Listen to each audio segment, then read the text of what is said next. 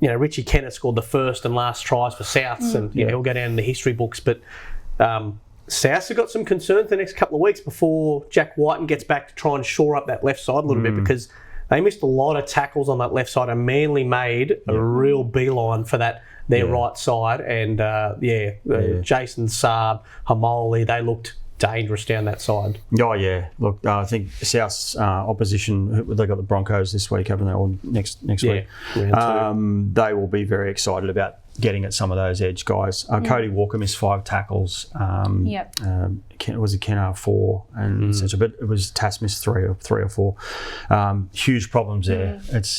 I think Kennard did really well. He got a double. He tried hard, but they got some massive issues there, South. And they know it. Look, Jack Whiten comes back for round 3, but Campbell Graham's a big one. Like he's not back for a long time, and not stating the obvious, but they're going to miss that guy.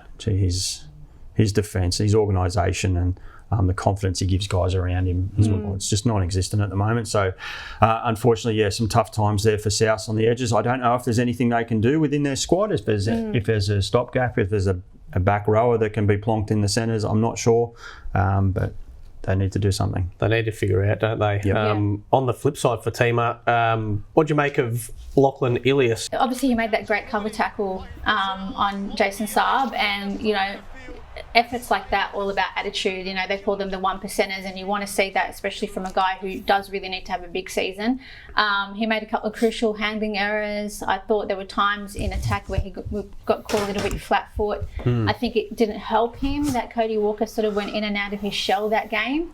But I think he had a mixed bag. Like I wouldn't say he was, terrible, but if he's trying to send a message that he's the right guy at number 7, he probably, could have been a little bit better. But again, I think in terms of the halves in that game, both him and Cody Walker were definitely outplayed by Daly Cherry-Evans and Luke Brooks. Yeah. Well, I mean, he is their guy. They talk, if Jack Whiten comes in, they can move him into the halves with Walker to 7, but they don't have the depth in the outside backs. We saw that yesterday. I don't think that combination works at 6 and 7. They're sort of too similar, Walker and Whiten. They're sort of that kind of front foot ball playing halves. So they need to organise that. That's what they're missing. And if by going to Jack Whiten in the halves, that doesn't solve that problem for them. Yeah, exactly. Yeah. The spine I think the South spine needs to lift generally.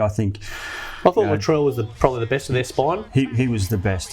He's and that's the problem. I think sometimes South just do sit back and let Latrell do everything. And I think Damien Cook in particular, he ran for, I think, ended up revising it to 50 metres last night. But he needs to do a little bit more. Ilias needs to take it on a little bit more too. All the talk from the players themselves, right? And I think Cody Walker was massively underdone. I think he's pretty clear. He's carrying an injury, and he was just as flat as a tack.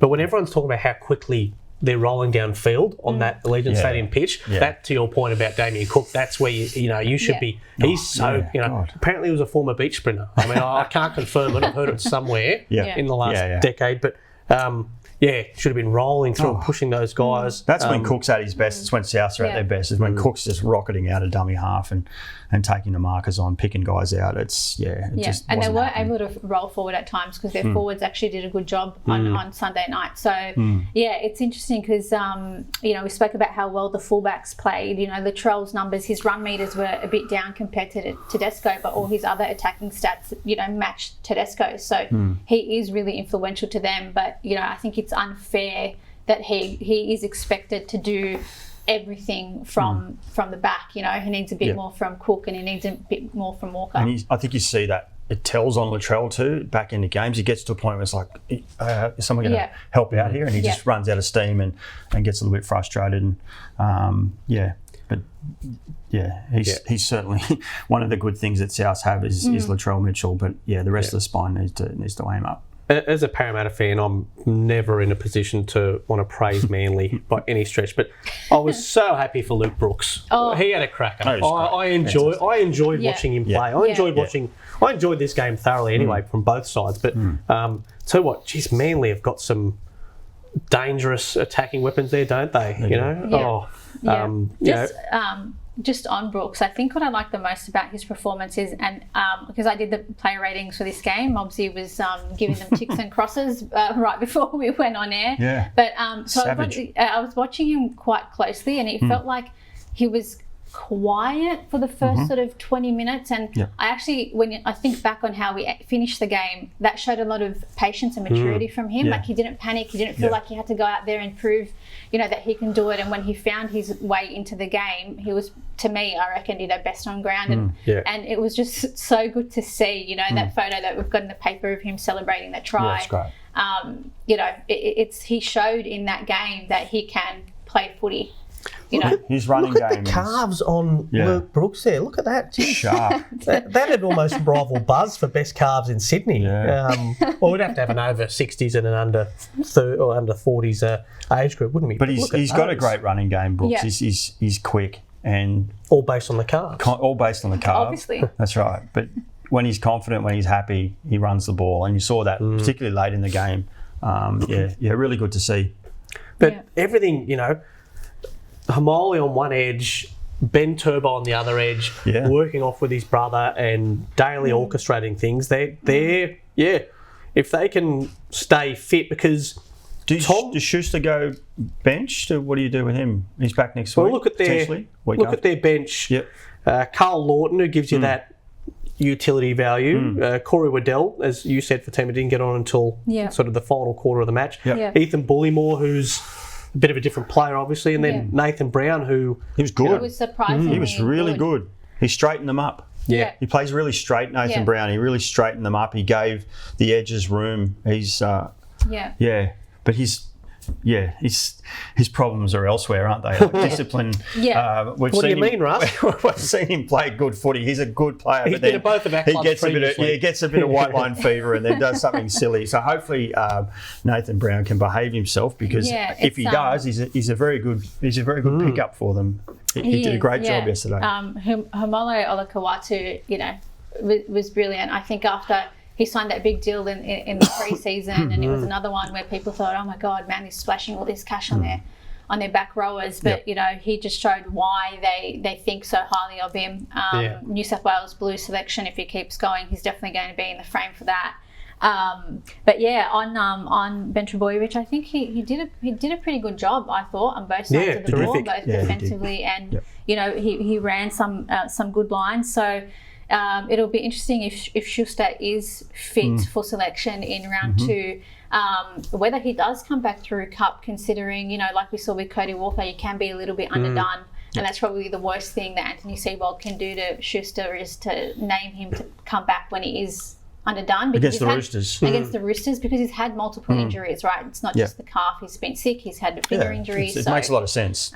Get him right. Get him fit. Get him humming. And they've got somebody who can play there in Ben Trbojevic. So if I'm Seibold, I'm probably not rushing Schuster into the line. That's a very good point. I think yesterday showed that they can afford to bring him back slowly, get it right, because and even looking at Tom Trbojevic was really good, but didn't have that breakout moment but they didn't need it, did they? They got it elsewhere. He was solid. His hamstring was fine. Unfortunately, not the same for Jason Saab. You saw him pull up lame very late on.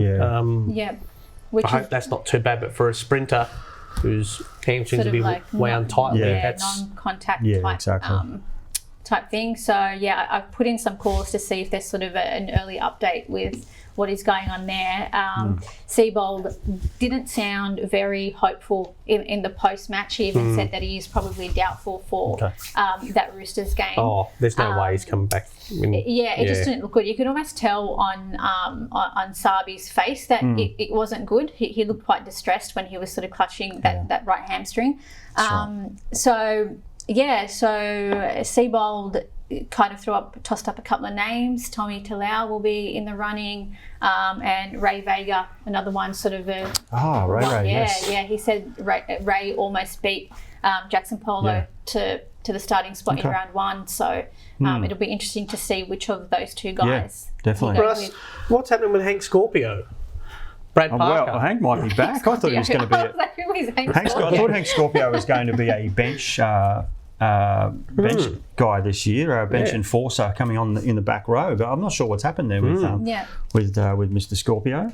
But they do have a couple options there, as Fatima said. So, Well, I would like to say about Olakau'atu as well. Great performance and all that. Big contract, all that. The big trick now is do it again next week. Do it again next week and the week after. Remember how we started last season? Yeah. And then got close to Origin time and it just fell off a little bit. Believed his own hype, I think he said. Exactly. We talked about that yesterday. Yeah, that's right. And he's it looks like he's done the work. He looks really fit, and I hope he can continue it. Maybe not for round 2, but maybe round 3, whoever they're playing. Selfless from you.